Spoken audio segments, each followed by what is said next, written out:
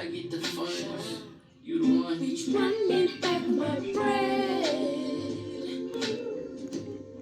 I pay for all your rent. Bitch, run me back my bread. I made up your whole bed. I kept you so well fed. Well fed, okay?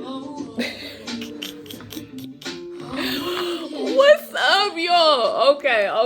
Let me stop playing. I'll just be feeling it. That is my jam right now. Run me back my bread. That is Childish Major and Sailor by Nascent. Okay, that's my song, because I'll be like, run me back my bread.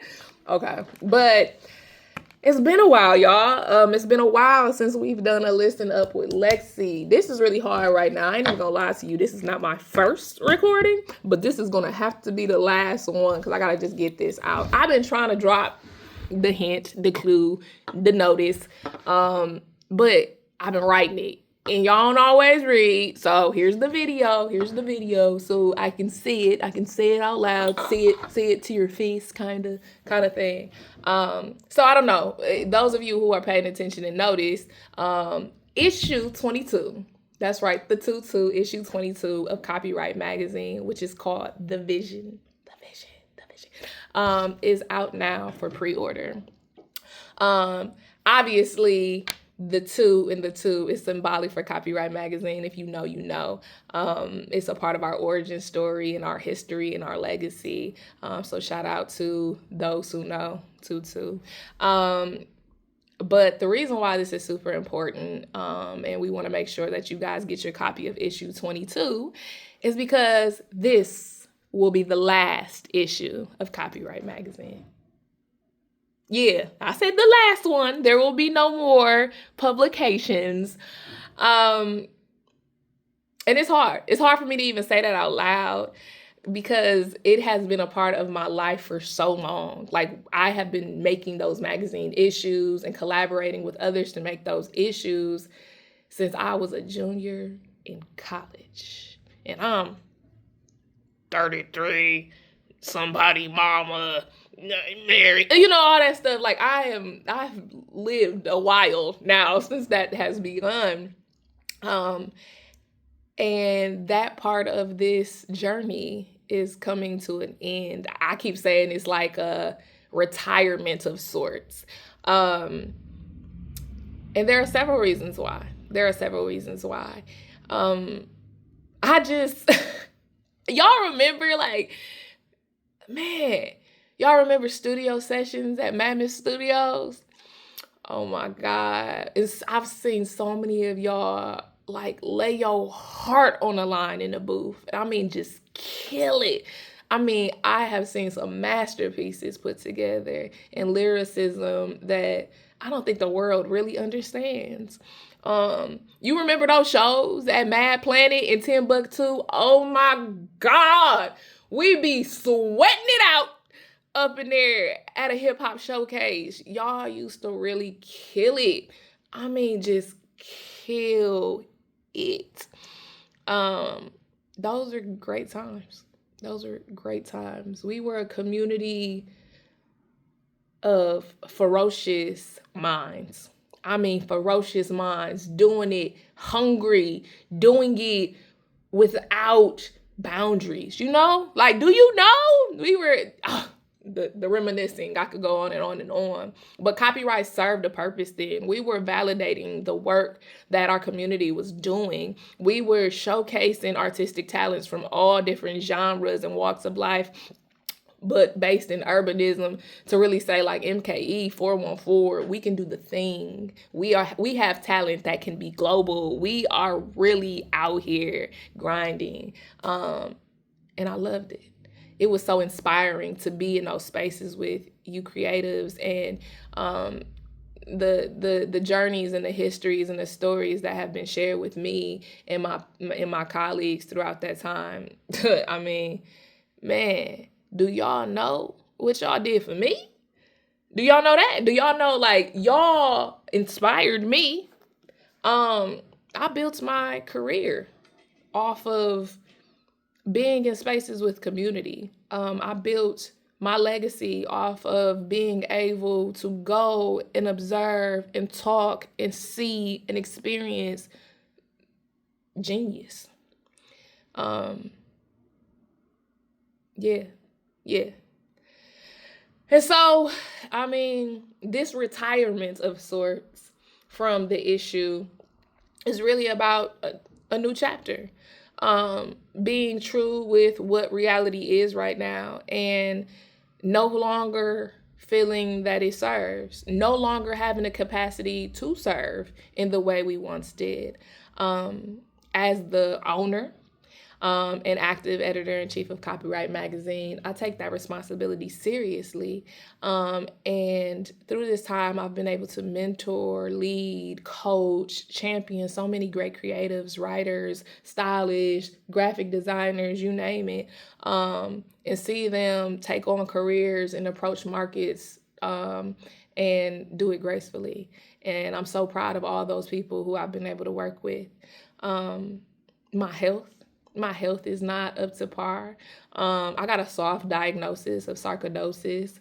For those of you who have been around me, you may have seen some major flare-ups of skin irritation and some eye issues where I'm in excruciating pain and can't see and have light sensitivity and all this other stuff. And it becoming very fatiguing and me having to think about my mortality. I'm somebody's mother and I have to think about my health and taking care of that. And making a issue of CopyWrite magazine is quite stressful. But also, like, you know, I think at this point, CopyWrite, the magazine, has served its purpose. There has been 22 issues that talk about Milwaukee, community, creativity, culture, art, music, fashion, entrepreneurship, legacy building, you name it. I mean, 22 of them, 22 of those issues. And so I think at this point, where we ended off is in a great place. This last issue, I had the honor, the pleasure, and the privilege of interviewing the mayor of Milwaukee, Cavalier Johnson, and sit him next to county executive and the person running for the governorial race, David Crawley, and the great DCD Commissioner Lafayette Crump. I had the pleasure of interviewing them together right here in CW Creative Studios. And I got a beautiful interview with cover artist Emma Daisy. And, you know, just so many other people are in this magazine issue. And I feel like we just are ending on a high. It's a good spot to end on. It's a good spot to end on. And so what does that mean for CopyWrite Magazine Media and Design LLC? Well, y'all, you're not getting rid of me that easy. CopyWrite the media company will still exist. I still plan on being here to help train future journalists, the interns that we have, the great collaborators that I've been working with over the last season. The blog will still exist. You know, there will be other ways for us to write these stories and have these features.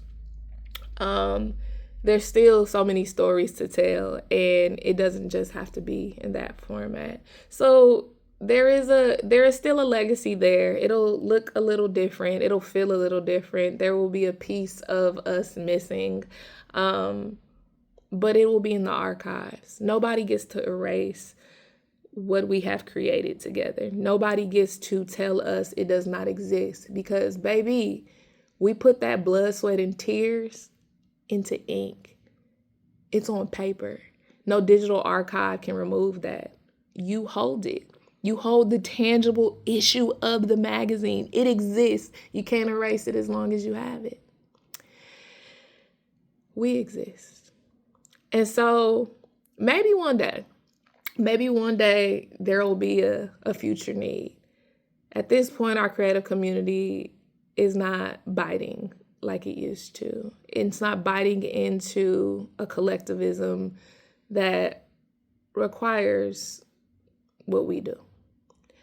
And we have so many other projects that you guys can tap into, like the Picture Price Project, where you get to say how much you can pay, and we say whether or not we'll take on your project because we want to see you win.